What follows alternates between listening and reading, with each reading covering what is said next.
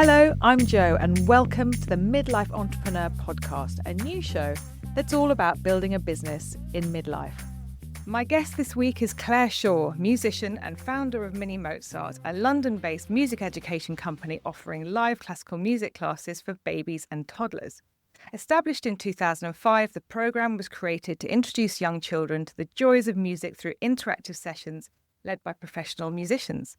Each class is designed to be immersive and fun, combining live performances with storytelling and sensory activities to foster early cognitive development and lifelong appreciation for music. After a slow start, the business has snowballed in the past 7 years and now has 1,300 pupils a week and 50 venues across the country. With a music scholarship background and time spent as a singer at Disneyland in Paris, Clare's early career was at the BBC, where she was fortunate enough to work on prestigious projects such as the Proms and BBC Young Musician of the Year. But the true lightbulb moment came during her maternity leave in 2005 when she recognised the joy her baby and other children experienced when she played music for them. She launched Mini Mozart from her living room and never looked back. Clare, welcome to the Midlife Entrepreneur. Thank you so much for having me. I'm so thrilled that you're here because when we look at your journey, and in the introduction that I've just read, you started this business 20 years ago, and the kind of growth has happened in the past 7 years. So tell me a bit about that story. So I was on maternity leave and I had been booked to be a reporter for the Proms for the following season.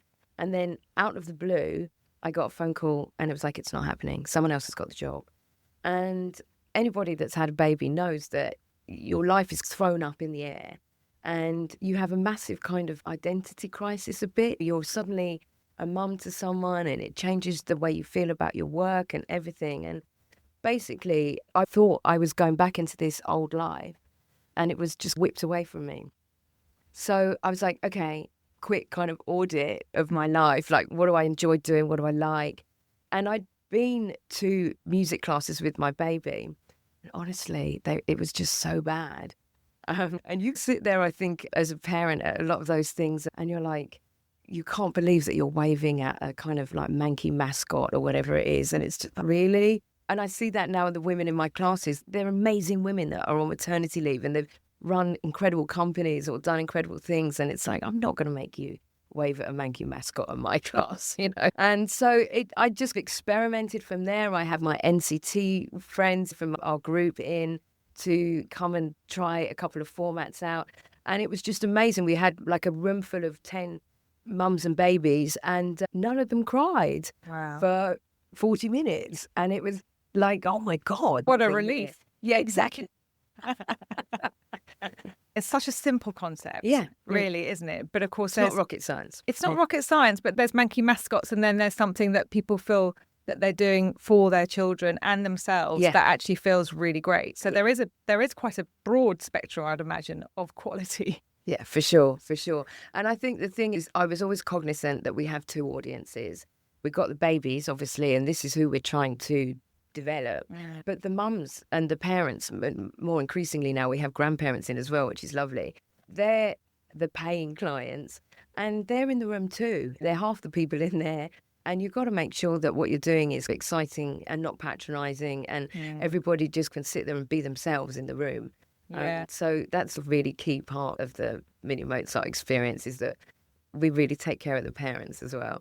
I do believe that when a door closes, so your BBC Proms job door closed, creative people tend to get very creative in those moments. So what was the thought process that got you to, I'm going to invite some people over from my NCT group and do this little session?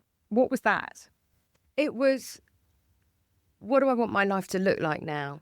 The door's been shut. What do I like? What do I enjoy doing? And my dad always used to say, get close with your career, get close to what you love. Spend time with the things that you love. And I loved babies. I still do. I'm far too old to have another one of my own now, but I absolutely adore babies and toddlers. I find them funny. I find them just such kind of invigorating and hilarious company. I really like music, obviously, and I really like communicating, and I was a good presenter. And so it was just those three things really put together, this, bang, bang, bang. Yeah. It's quite seamless though, that actually. And I think a lot of people listening will think, oh, you're so lucky to have brought those things together really quite quickly. Were there many iterations of the concept before you started to build what it is today? Honestly, not really, in that the class format, I always wanted to have a narrative arc so that it felt like a whole. Again, that's going back to the parents really more than the kids. So the first ever class plan was Cinderella. And when the carriage turns back into a pumpkin, she has to get the night bus home. And all the mums in the room are like, oh, and they're given a kind of moment where they can remember those great nights out before you had kids and when it all goes wrong on the night bus. And it's just a really nice kind of connecting moment.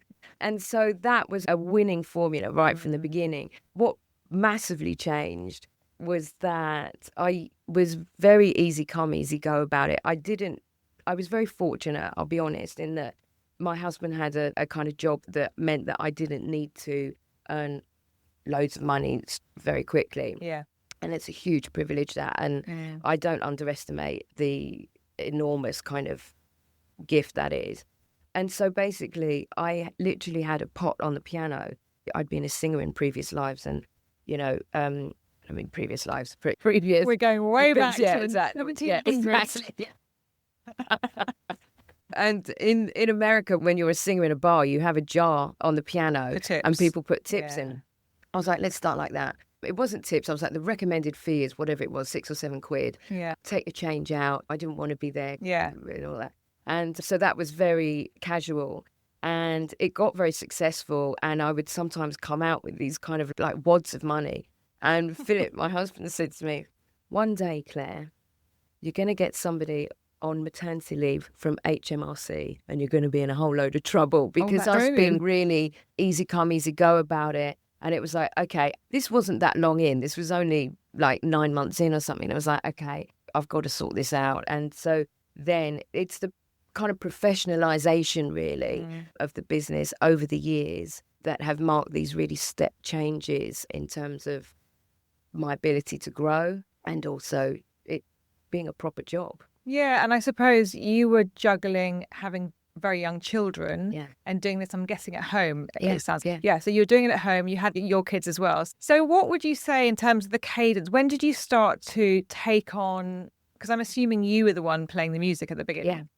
And were you playing piano or did you? So I had a piano accompanist and I was the class leader and I played my violin or my clarinet or my saxophone, whatever. Because I really like this concept that you have professional musicians and you try to have a wide variety of instruments so you can inspire people with taking up music. Yeah. I mean, the idea is that if a child comes to us from as soon as their mum can make it out of the house to before they, when they go to formal school, that they'll have seen most of the instruments in the orchestra. They'll know a couple of times, they'll know which ones they like. And so what I really want is for the Mini Mozart alumni to get to school and say, I want to play the violin or I'm going to play the trumpet, and to have a sense of ownership over that. And I always advise the parents, let them choose. And if they then change their mind, any music education, in fact, it doesn't even need to be music education. Any education is never wasted, right? You always learn something from it. It's a transferable skill. And so I'm a big kind of believer in suck it and see, and try lots of instruments. And then when you find the one, children just fly with it once they've found the one. It's so funny, isn't it? I can relate this to my own experience. So my son started off playing the violin. They had to at school. Then he wanted to pick up the guitar. He really wanted to play the electric guitar. Really didn't practice and didn't pay much. I think he just liked holding it and looking cool. Feeling cool. And then he went into the piano, which he loved, but it really struggles with reading music, and then nothing for ages. And then all of a sudden the other day, he picks up the guitar and just starts actually trying to play. And I was like, how have you learnt that song? He went, YouTube. Amazing. But it's amazing, isn't it? I think there's this kind of, when you've grown up with, I suppose, the confidence of trying something, but suddenly they do it in their own time, won't they? Yeah.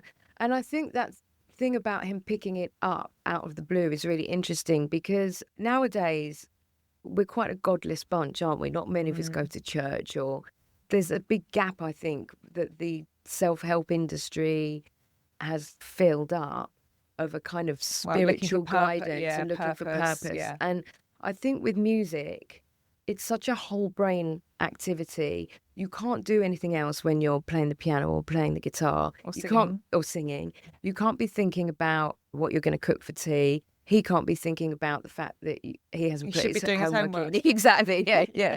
And I think actually that's an enormously beneficial skill to have. And I think if lots of families live in kind of these Victorian houses, there's a wall in that house which is specifically for the piano. They were designed to have a piano there. And before telly and before social media and everything, that's what families would do after supper, is they would stand around the piano and they would sing songs and someone would play, and it's just an amazingly bonding thing to do. So if you can do that with people, I think there's a huge catharsis and benefit in that. And for adults and children alike, it's an enormously grounding thing to do, to play music. It doesn't have to be well. It's just that you're using the left hand and the right hand sides of your brain, the emotional part of trying to play something with feeling, and also really just the technical challenges of playing. And so it's just very kind of calming and grounding, I think. It's a brilliant skill to have. Yeah, you don't need to sell it to me. It'd be really interesting to measure sort of joyfulness levels, happiness levels, dopamine levels, all cortisol levels for people coming in and out of your classes. Yeah. Because I would imagine for the carers, the people who are the mums or the nannies or whoever, grandparents who are bringing their kids to these classes, they must walk out feeling more joyful as well. I really think so. And that's absolutely what we're trying to achieve with every session. And it's interesting because a lot of the staff that we have I'm really old enough to be their mums now. They're in their 20s. And I did some work with a consultant, Bev Costoy, the other day, who does amazing work around values and how you can treat your business values as a kind of North Star for every kind of business problem that you come across. And I was trying to distill down to 2 words. That's quite hard. Yeah, it was really hard. And it's excellence in that the product has to be excellent and the music is excellent, but also compassion, and trying to get that compassion and understanding that our clients, it's tough having little children, and they won't have slept properly likely for months. They might not have had a chance to eat their own food properly because they're too busy pureeing whatever, I mean, you look back on that time. I wouldn't want to do it again. It's incredible that we get through it. It's incredible that we have a second or third or whatever child, isn't it? It is actually. Yeah. In a way, it's a shame because I look back and I see other people's babies. Like you were saying, babies make you feel really joyful. You can't help but smile at a baby, can you? Yeah. And I think, oh my God, gorgeous. It's so gorgeous. But at the time, I think I was in a cloud, just going from one thing to the next on 3 hours of sleep. And then that panic of, I've got to go back to work. I've got to go back to work. Yeah. And then how am I going to do that? Yeah. And then it just continues from there. Yeah. I'm definitely that old woman now that looks into prams and looks at mums and says, it goes by so fast, treasure every moment. Yeah, and they just hate you for it. Yeah, and they hate you for it. They absolutely hate you for it. But I think that's the thing that we try to get through the classes, is that babies do make you slow down, and that's not a bad thing. There's this incredible footage on YouTube of Joshua Bell, who's one of the world's most amazing violin players. And he'd sold out Carnegie Hall for the next kind of couple of nights. And he went down into the subway. I think it's Washington subway that he was in. But anyway, he's in the subway and he's playing this beautiful music. I think it's unaccompanied Bach on the violin. And all the commuters are rushing by. And it's the children, the toddlers especially, that are yanking onto their arms and saying, slow down, listen. And you think children really do make you slow down and appreciate the beauty in life. And I think that's one of the really lovely things about working with children and music, is that there are moments of like exquisite beauty in every single day. You never have a class where something magical doesn't happen. And I'm like so grateful that I get to be around that. Wow, I can see. I feel a bit honestly, I can see that. It really means a lot to you, doesn't it? And that will make me cry now. That's a beautiful thing. Yeah, It means you it really created is. something that is you're truly passionate about and it has enormous meaning to you. And obviously because you're spreading joy and there is, I know, cry away, God, please. Giving purpose to people's lives and bringing joy to people and getting them that moment of slowing down. But the other part of it is that you are employing a load of musicians. Yeah. And it's not an easy time, is it, for musicians? No, it's really tough. And actually, the pandemic really hollowed out a lot of the available work, but also a kind of generation of those people that had just graduated from conservatoire or drama school or whatever, and they all had to go home to their parents, not just musicians, everyone. And it's one of the things that I'm proudest about the company is that it gives young musicians in their 20s paid, really flexible work that can support their wider aspirations. You don't go to conservatoire thinking that you're going to play Wheels on the Bus for a living. No. But the really lovely thing about it is that a lot of the musicians tell me it's their favourite work in the week. Oh. And that's really lovely. There's a kind of class plan, a different plan every week, but we always leave little pockets within the plan where if people want to, they can inject their own creativity and whatever they're into the plan. So everybody delivers it in a different way. And that makes that kind of idea of having genuine practitioners coming in to a children's space and giving their expertise is just so wonderful because the adults they can feel that. Yeah. And for the musicians themselves, it still makes it creative work. Yeah. How many musicians work with you? So we have 90 freelance musicians at the moment on the 90? books. Yeah. And basically, we have about a sort of 40 to 50% utilization, if you like, of those people because all the time we want the work to be super flexible for them. It's the symbiotic relationship is that it's like a 0 hours contract, but in their favor. Yeah. So we offer them work, but they're never obliged to take it and they can always drop it if they need to. So last night, somebody is like, I've got a recall for an audition. Can somebody do my class in Clapham? Yeah. And someone else is free.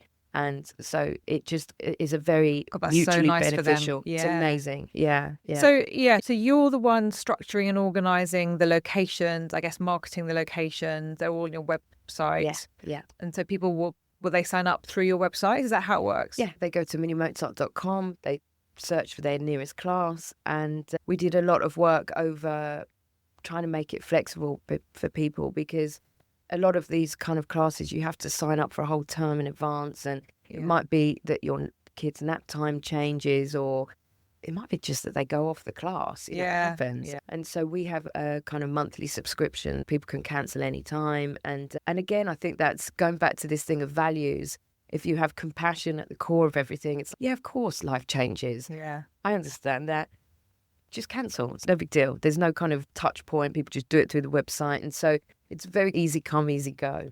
I'm interested in that because this is very much the model for AI subscriptions, interestingly. I've been dabbling a lot with it because I'm using a lot of the tools to run the podcast and to run other elements of my business. And one of the things I've noticed is that all of these subscriptions, whether it's to the editing platform that I use, they're monthly subscriptions. Yeah.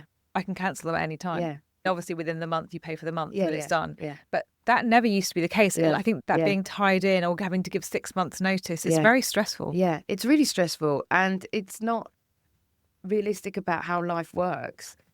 I'm interested in whether you think that is beneficial financially or challenging financially, that model. Because I think other people will be interested in hearing this. Because you could apply it to PT classes, you could apply it to all sorts of things that people are offering on subscription. What would you say the pros and cons? We saw a big bump up in our retention rate when we switched to subscription.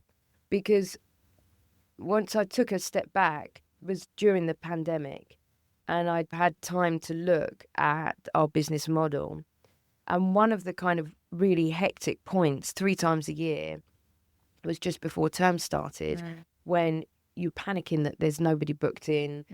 Obviously, there's the outgoings of staff and the halls and everything that we're in are fixed. And so there was all this horrendous panic that we weren't going to have enough pupils in to cover the costs. But at the same time, on the really successful venues, they'd be sold out, and we'd have clients that had been with us for 2 years. We'd seen them come in when they were absolutely newborn babies, and we'd seen their first steps as they walked towards the violin or whatever. And they were people that we were really invested in, and they'd missed the chance to get their in. class, yeah. Yeah, because you have to automate stuff. Even at that stage, it was like, and that was when we switched to subscription, because it made sense for the clients in that they could be flexible, but also that the clients wouldn't miss out if they forgot to rebook.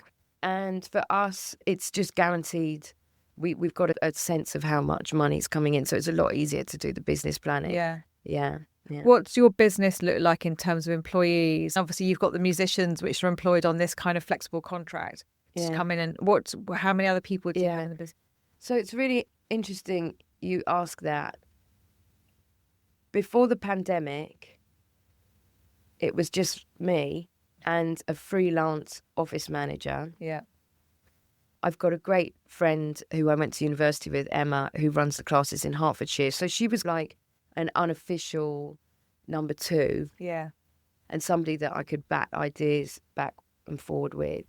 But then I went on this amazing course, the Goldman Sachs 10,000 Small Businesses course. It's an incredible course that they put on at the Said Business School at Oxford University.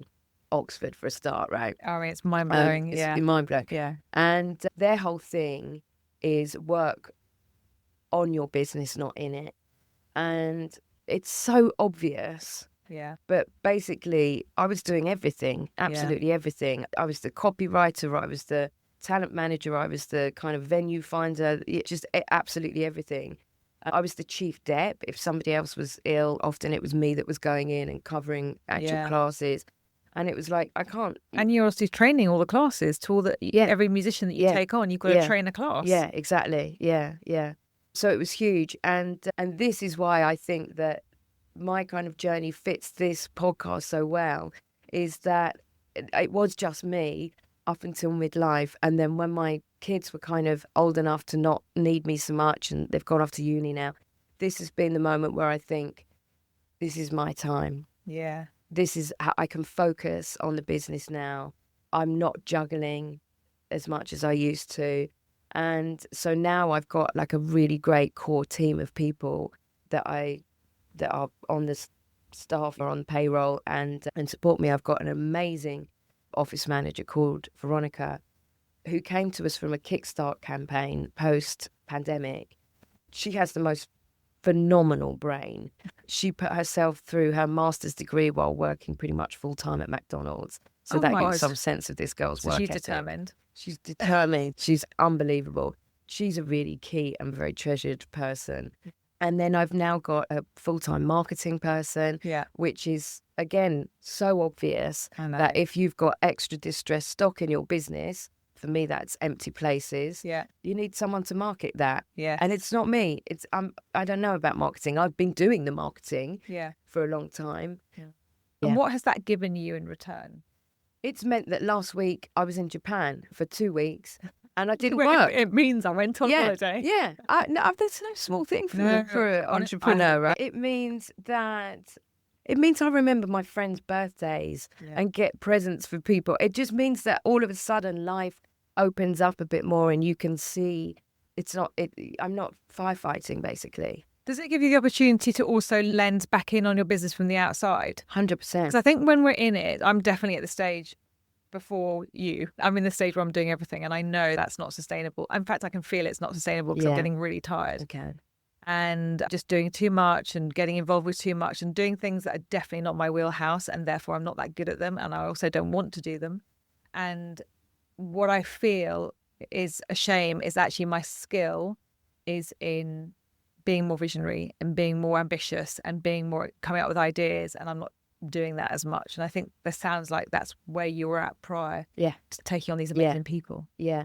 And I think that even people that aren't entrepreneurs, even people are working in businesses, you often get promoted outside of what you're good at, right? So if you're a really great program maker in TV, you end up being the director of the department. And then that's actually about managing people, logistics and stuff. And so I think you're right. The great thing about being an entrepreneur is that you have a bit of freedom to curate your own role. Yeah. What do I want to do? What am I good at? And outsource the rest. Yeah. And was that decision quite, because one of the things that a lot of people say to me is that sounds great, but I don't have enough income to employ those people. You know what I mean? So I know you were starting to get bigger at that point, but that's what a lot of people say to me is I know I could make more money if I had people in the business, but I don't have enough money in the business to pay them. So I think that's quite, and I say this with deep love for the sisterhood, but I think it's quite a female kind of approach that my husband is an entrepreneur, and whenever he starts a business, he goes out and gets loads of investment. Yeah. A lot of women, female-led businesses, I think they're bootstrapped for years. Mine was bootstrapped. Yeah. You take no investment. You don't want to risk anything. Yeah. And actually, it's nothing to be proud of, bootstrapping a business. It is in some ways. But actually, you do need to invest to grow. The other thing is we'd also hear time and time again that female entrepreneurs get less investment. They are less invested in. And I'm hoping... the announcement from the Tory Burch Foundation came out last week that they are prepared to invest in women over the next 5 years significantly. And I think that may have been a nice signal to the market that there's missed opportunity out there. There's huge missed opportunity. And I think it's that thing of what does a successful entrepreneur look like? And it's a white man in a polo, in a black polo, I think, to a lot of people. Yeah, it's all a bit Mark Zuckerberg, isn't it? Exactly. Yeah, Steve Jobs. And I think that there's a lot of work to be done around women and investment. There's not enough coming our way. No. And all the statistics are out there that we're really bankable. Yes. Yeah. And actually, the other part of that, if we move on to the bit that I'm really passionate about is that midlife women are really bankable. Yeah. And I think that for many years, and the reason why I did this podcast was I think that when people visualize an entrepreneur, they're young and they're male. Yeah. And there are obviously people breaking glass ceilings, but they're certainly not an older woman who's got 2 children who they've brought up. Yeah. I'm finding that there is so much creativity and determination and purpose-driven, incredible businesses coming out of people who've got the kids to a certain stage. And now, come on, I'm going to use these skills that I've got. I know I've got time to do it. I love that you say purpose-driven, because I think that in midlife, that becomes so much more important. And I think that you've started to figure out who you are, what's important to you, what's acceptable to you in terms of the ways that you want to impact the world. And I think also we get to the point where we've got scars. We've been through a lot, haven't we, by this point in our lives? And actually, we don't care so much what people think about us. No. And that's a superpower. And it's a superpower that not many people have in their 20s and 30s. No. And I think by the time you've been through the unbelievable leveling experience of having children, I mean, you really don't know what you're going to get, do you? Whole nurture nature thing. You're like, dull. How did I ever think it was nurture? It's so much nature, and you just get what you're given, and then you have to do the best you can around it, right? And of course, nurture is incredibly important, but it's not it all, is it? And so I think the thing is, you come out the other side of that motherhood journey, certainly, or at the point where, like you say, that they're flying, and you have a moment where you sit and pause and think, right, now what? And there's enormous kind of joy in that, in crafting this next phase of life. I really think you're right. And I think the other part of it somebody mentioned was that what else was I going to do? Spend the rest of my life worrying about my children's lives and being completely invested in them? That's not going to help them. Yeah. So I dropped my daughter off at my youngest off at her halls of residence, and I took a photo of her going in with all her bags and stuff, and put it on Instagram and said, what am I going to do now? It was a joke because I've got a massive life. But basically, Lulu, my daughter, literally, she must have been on her phone as she went in, went, get a life. And so now, whenever she calls and says, oh, I was thinking about coming home, I'm like, sorry, darling, I'll be in Japan. Or I'm sorry, I'm working in India next week. Getting a life. Come back. Yeah, it's fine. The house is yours. Yeah, exactly. A sense that you've got bigger things ahead of you. So talk to me, whatever you can tell me about what plans you've got for the business. Yeah, there's 2 things. We've got to the point where we're now the sort of leaders in the thought music and early years music. So there's a lot of inbound opportunities coming in at the moment. I've got people now that are talking to me about buying the business, which is a little bit scary because I'm not quite at the point that I wanted to be at. We're doing some international work. We go over to India and consult over there and run sessions out there. We professionally develop music teachers out there for the Dhirubhai Ambani Foundation, which is like the kind of #1 education out in India. Wow. So that's a really exciting kind of opportunity for me. And for the musicians that come out with me out there, that's incredible. And again, really interesting to see how massively education is valued in India. So a toddler in the UK, you teach them head, shoulders, knees and toes. We have a kind of interim bit where it's head all the way down to toes because they can't do that. It's a bit kind of thing. When they finally get head, shoulders, knees and toes and they're doing the actions and all this, all a kind of British toddler will want to do is to show you how great they are at it. And they want to show their grandma and they want to show everybody in the street their thing. What I've found in India is once they've mastered this skill, they're like, great, that's banked. What next? Wow. And it's petrifying how on it these kids are from a super, super, super early age. Yeah. They're like, right, I've got that skill. What's next? So you're having to come up with other parts of the body? Or Yeah. what? Frankly, it's really challenging. These 2-year-olds in India are really challenging me. That's great, though. Yeah. They're challenging you. Yeah. And I love the fact that you're getting the opportunity to work cross-culturally because obviously these things always influence the work that you do here. That's so exciting. It's amazing. And the other thing that I'm thinking about at the moment, and this is, I mean, as an entrepreneur, there are always a million ideas percolating around in the background. And one of the things I'd really, really love to do is to make Mini Mozart means blind. So at the moment, we give very heavily subsidised places to families on universal credit. And this was something that became so important to me after the pandemic because I'd been doing this for a long time. And then post-pandemic, when the kids started to come back, they were really different. Yeah. And what way were they different? They were clingy, that they really wanted to be with their carer. They didn't naturally communicate with the people around them. They didn't catch people's eyes. Desocialized in a way. I don't think that's a word, by the way, but I just let's make it a word. Desocialized.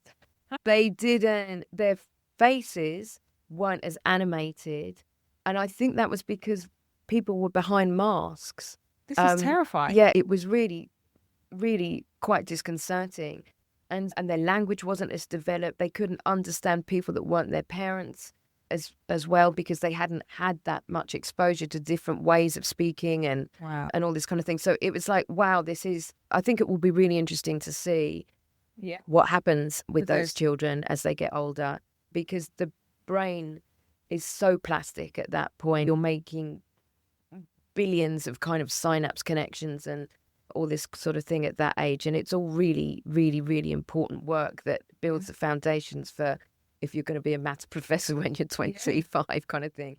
And I just thought, actually, what we're doing here is really important. This thing of having children together, learning, making it physical as well, the language, the socialization.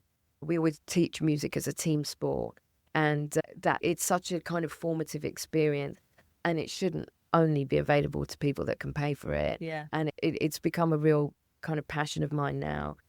Finding ways to do that is quite hard because actually, in some ways, the families that we'd really like to reach don't necessarily particularly value what we do. Classical music. Yeah.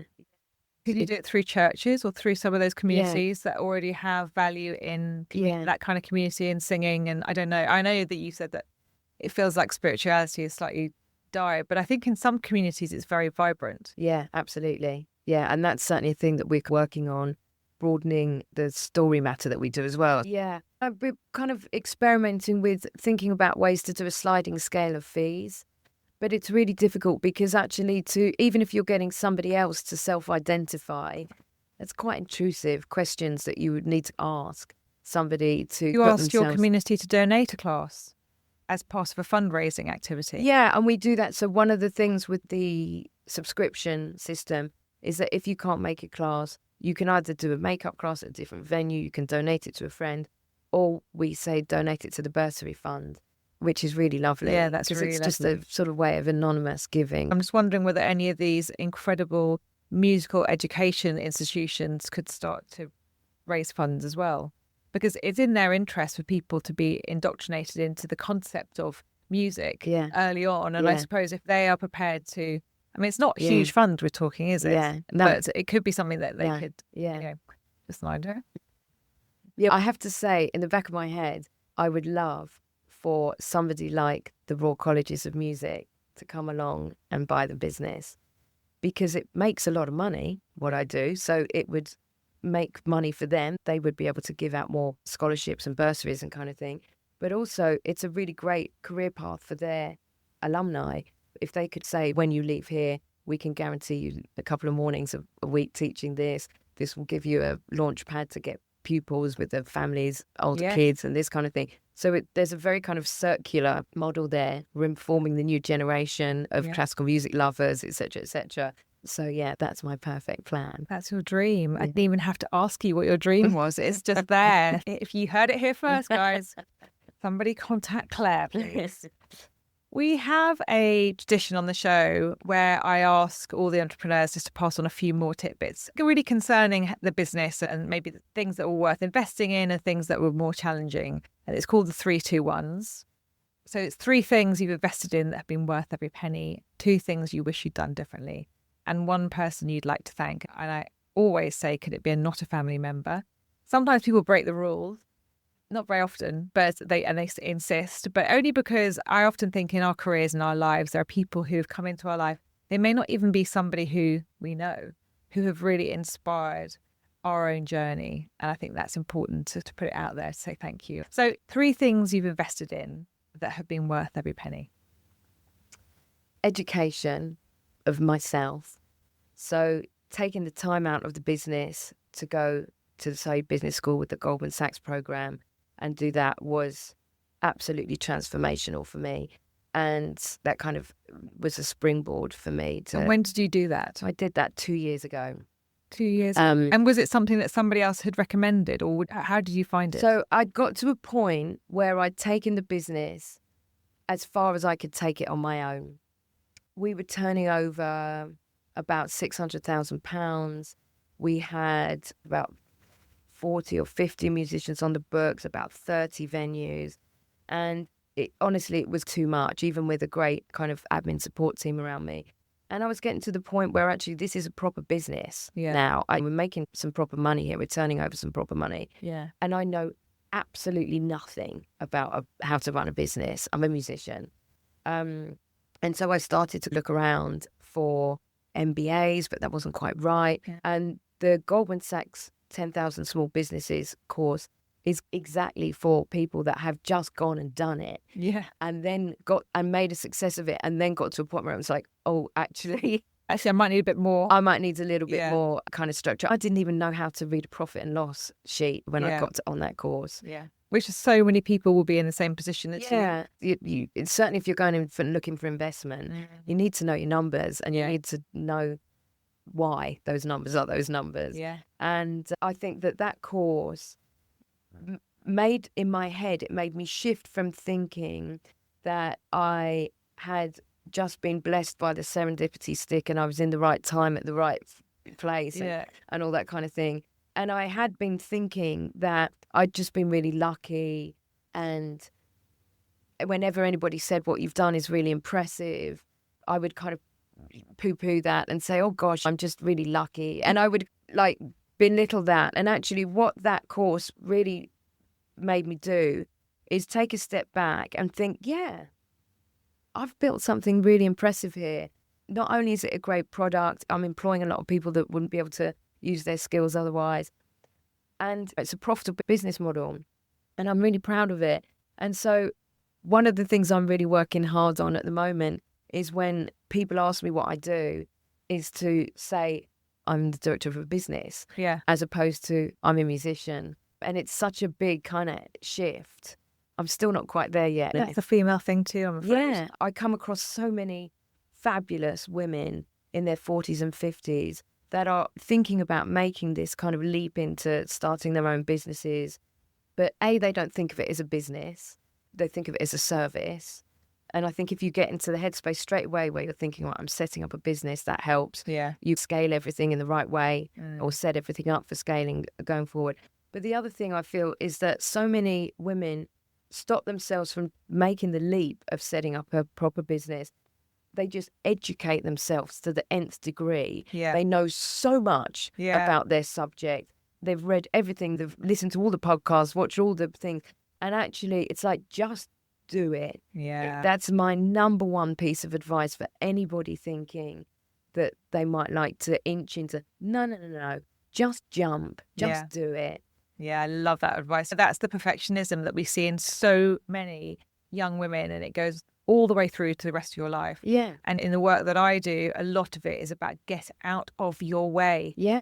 Just go and make a mess. Yeah. It doesn't matter. And sometimes I really do just think, be more like a bloke. Yeah. Because blokes aren't apologetic about taking up space. No. And they're not apologetic about trying something and it didn't work out. So we need to be a bit more like that in our own beautiful feminine way. Yeah, you're so true. And I think that as women, we just really have to back each other. We really have to back each other. I agree. What's your second of the three things you invested in? Tech. Tech. Tell me, what kind of tech is helping you? If I can automate something, I will. We're here to enjoy ourselves and do the fun stuff, right? And so if I can get a robot to do the hard stuff and the kind of boring stuff, I will. But in terms of kind of actual tech that makes my life exponentially easier, the app that we use for scheduling the musicians has been life-changing. I think it was designed for restaurants, for kind of waiter and busboy shifts and that kind of thing. And we've put a bit of a spin on it. What's it called? It's called When I Work. When I Work. Yeah, and basically it's just a scheduling app. But the kind of genius of it is that you set people up with job roles, put a schedule out there, and then the musicians have complete agency over what they take and what they don't. So I put it out there. These are the shifts that you're offered. And they take them if it suits them, and they drop them if it doesn't. And then that goes out to the big pool, and it's all automated. So someone else will be like, actually, that's right by my gig that I've got that evening. I'll do that one. Yeah. And so this all kind of happens in the background, and it's amazing. So the other thing that affords in terms of the human experience of that is that the musicians have proper agency over where and when they work. And so I have 90 musicians, very, very little problems with people not showing up or being sick or whatever. And it's partly facilitated by the tech, but it's also, I think, a big thing of, especially this sort of new generation who are used to the kind of gig economy and this kind of thing, is that they are really choosing where they want to be and what they want to do. Their mindsets are way more entrepreneurial just from the outset, I think. Yeah. And another thing I'd say to anybody who's in recruitment, a grade A at an instrument is the most incredible filter to see CVs through. Because even if it's not a music job that someone's applying for, it means that they've done something to an excellent level. They've had tenacity. They'll have had the support network behind them that values education and a work ethic to get to that place. So whatever industry it's in, it's the most incredible lens, because musicians are only as good as their last gig.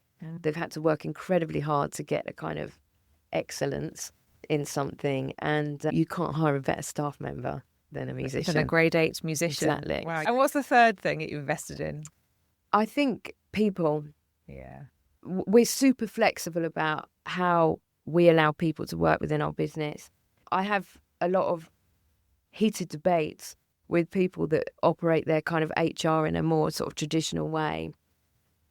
But we basically find out what people love doing, what hours they've got in their week, and we allow them to do that in that way. And it makes it a much more of a headache, because there's kind of people that need to speak to each other, where sometimes you won't have one person taking care of the whole kind of department or something. But actually what it means is that everybody's doing what they really love. And going back to that thing about having agency and curating your life, I think it's so important. So really core part of our kind of HR policy is that we find the people and fit the job around them, really. Wow. Yeah. That's quite unique. Yeah. You might not be able to do that as you grow.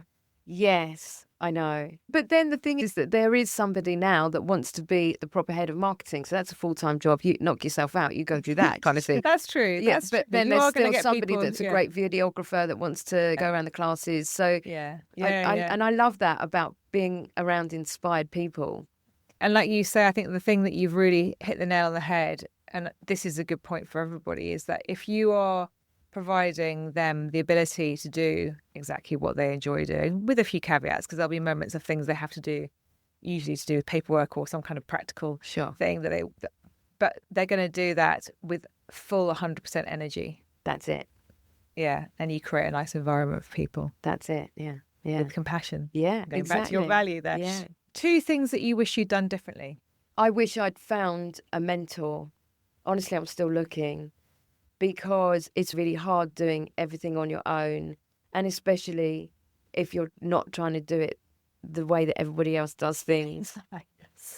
Yes, when you're being a pioneer. Yeah. So I wish I'd found somebody to guide my journey a bit.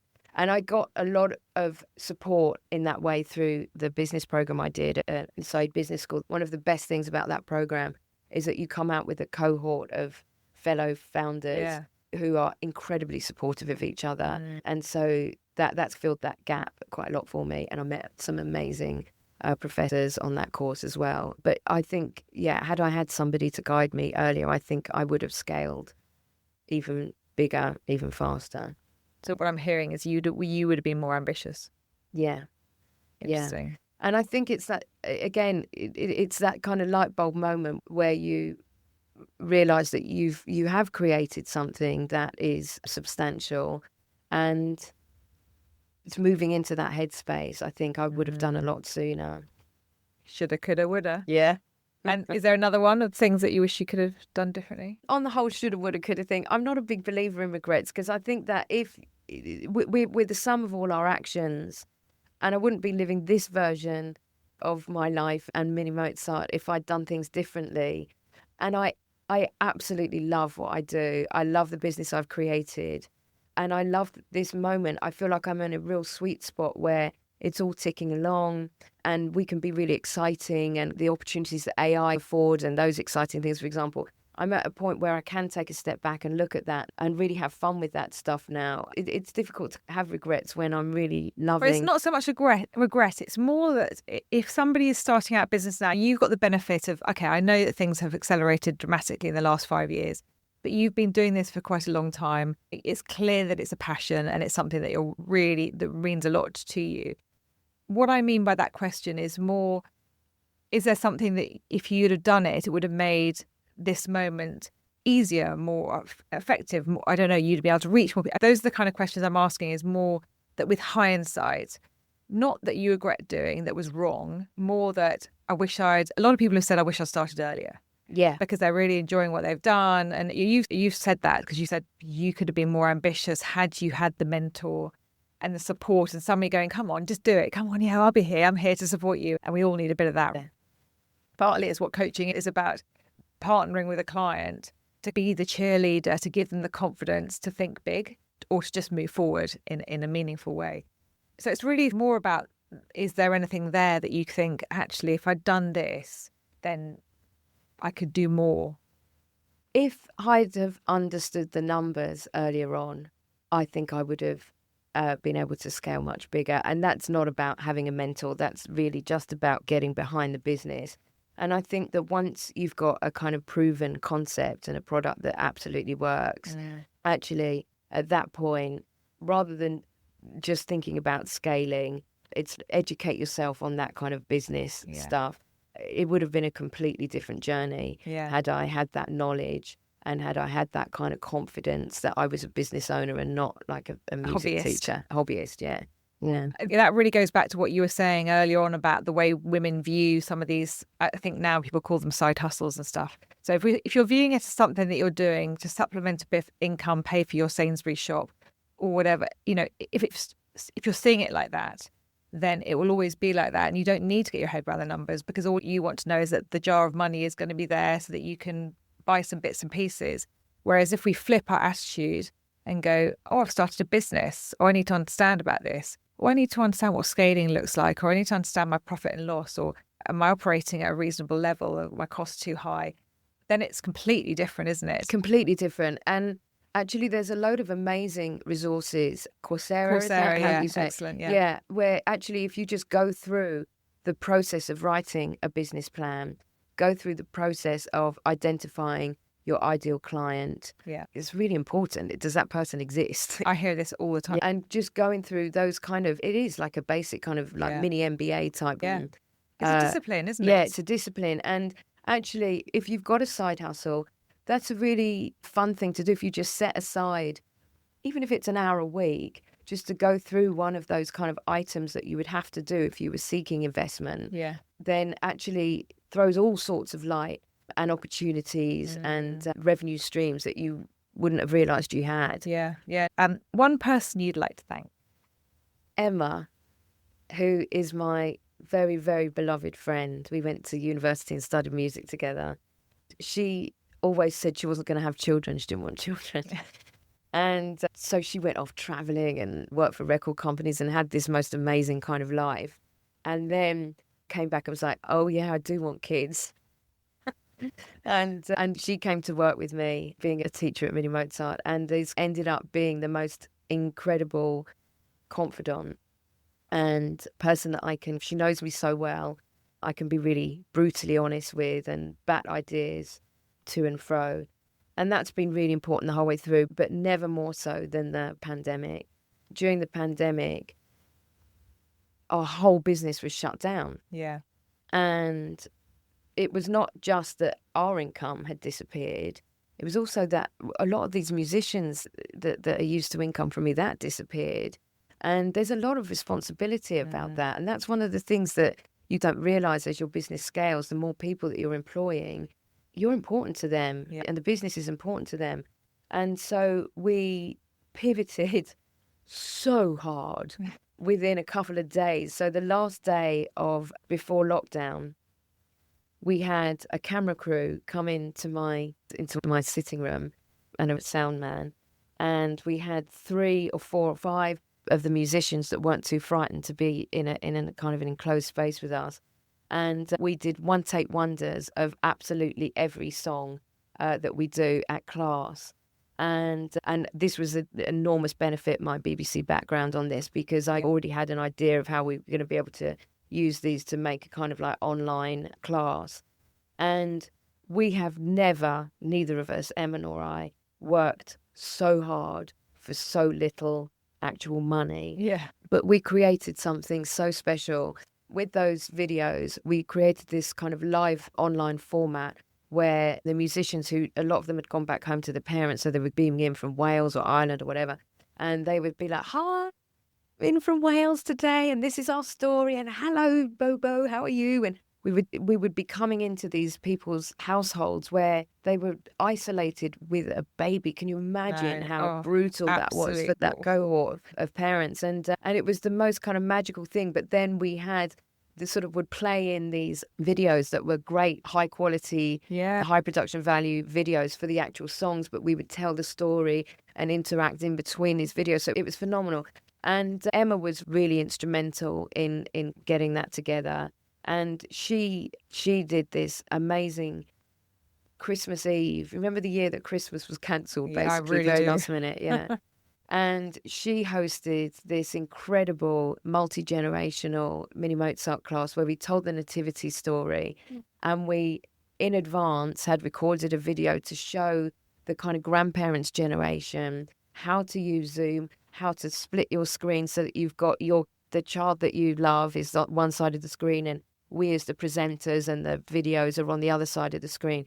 And so we had hundreds of families that couldn't be with each other, sometimes over their child's first Christmas or toddler Christmases when they actually understand. Really sad. It was incredible. And she did this amazing session where there was just this unbelievable outpouring of kind of love over the... Gonna cry again? Now it's making me feel It very was just absolutely magical. And so, yeah, I have her to massively thank for co-piloting that with me. She's amazing. bringing the energy. Just, I could speak to you for ages, but it's so clear how passionate you are about what you do. And the energy in the studio as you're speaking, it's just, I feel so lifted. We're recording this on a Friday for anybody who's listening. It's a joyful thing to do a show like this on a Friday and speak to somebody who's so passionate about not only the music that you're creating, but all the people that work within your business and that have really created something that, and I'm sure is going to get bigger and bigger. And I'm sure one of the Royal Colleges will be in touch any time soon when they realize they're missing a huge opportunity with this business that you've created. Thank you so much for coming to be on the Midlife Entrepreneur, and thank you so much for speaking to me with so much heartfelt, authentic passion. Thank you for having me. It's been so wonderful. Thanks so much for tuning into the show. And if you've enjoyed this episode, don't forget to click follow on your favourite podcast platform and leave a review. It really helps us reach more listeners just like you. Finally, if you're a midlife entrepreneur with an interesting story to share or would like to nominate a guest, you can do so via my email. It's inquiries@joglynnsmith.com. All information will be in the show notes. See you next time.